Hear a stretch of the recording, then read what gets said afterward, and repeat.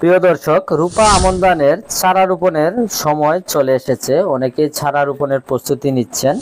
এই চারা রোপণের পূর্বে আমাদের ধানের জমিতে সুষম সার নিশ্চিত করতে হবে। সুষম সার যদি আমরা ধানের জমিতে প্রয়োগ করি, তাহলে আমাদের ধানের ফলন 15 থেকে 20 ভাগ বেড়ে যাবে। সুষম সার প্রয়োগ কি? সুষম সার প্রয়োগ হচ্ছে ফসলের প্রয়োজন অনুসারে সব ধরনের পুষ্টি উপাদান সঠিক পরিমাণে জমিতে প্রয়োগ করাকে সুষম সার প্রয়োগ বলা হয়। আমরা রূপা আমন ধানের জাতগুলোকে দুটি ভাগে ভাগ করতে পারি।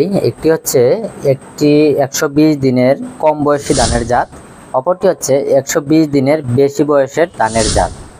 120 দিনের কম বয়সী জাতের ক্ষেত্রে এক ধরনের সারের মাত্রা হবে এবং 120 দিনের বেশি বয়সের জাতের ক্ষেত্রে এক ধরনের সারের মাত্রা হবে। আজকের ভিডিওতে আমি আলোচনা করব 120 দিনের বেশি বয়সের ধানের জাতের ক্ষেত্রে আমরা কোন সার কি পরিমাণে ব্যবহার করব এবং সেটা কিভাবে ব্যবহার করব। 120 দিনের বেশি বয়সের জাতের ক্ষেত্রে আমাদেরকে বিঘা প্রতি ইউরিয়া সার দিতে হবে 25 কেজি, টিএসপি অথবা ডিএপি সার দেওয়া লাগবে 12 কেজি, পটাশ সার দেওয়া লাগবে 16 কেজি, জিপসাম দিতে হবে 10 কেজি এবং ম্যাক সার দিতে হবে 2 কেজি ও জিঙ্ক মনো 1 কেজি পরিমাণে দিতে হবে বিঘা প্রতি। এখন আসি আমরা এই সারটা কিভাবে কখন প্রয়োগ করব।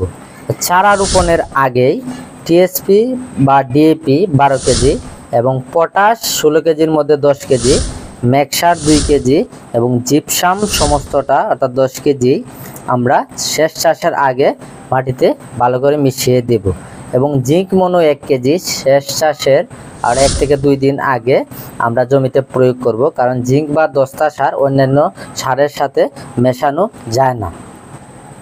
ইউরিয়া সার আমাদেরকে 3 কিস্তিতে দিতে হবে।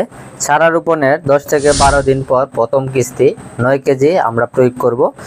তারপর 25 থেকে 30 দিন পর দ্বিতীয় কিস্তি আরও 9 কেজি আমরা উপরে প্রয়োগ করব এবং 40 থেকে 45 দিন বয়সে তৃতীয় কিস্তি আরও 7 কেজি প্লাস আমাদের যে পটাশ সার 6 কেজি বাকি রয়েছিল সেই 6 কেজি একসাথে মিশিয়ে আমরা 40 থেকে 45 দিন বয়সে উপরই প্রয়োগ করব। এভাবে আমরা যদি সারের প্রয়োগ পদ্ধতিটা মেনটেন করি বা এই পরিমাণে যদি আমরা 120 দিনে বেশি বয়সের জাতের ক্ষেত্রে সার দিয়ে থাকি, তাহলে আমরা ইনশাল্লাহ 20 থেকে 25 ভাগ বেশি ফলন পাবো এবং একটি ভালো ফলাফল আমরা আশা করতেই পারি। ভিডিওটি ভালো লাগলে লাইক কমেন্ট শেয়ার করে দিবেন এবং পরবর্তী পর্বে অর্থাৎ পরবর্তী ভিডিওতে আমি 120 দিনের কম রূপা আমন ধানের জাতের ক্ষেত্রে সারের বিঘা প্রতি যে ডোজ বা মাত্রা রয়েছে সেটা দিব। তো সেটা দেখার জন্য অবশ্যই আমার এই পেজটিতে ফলো দিয়ে রাখবেন। আল্লাহ হাফেজ।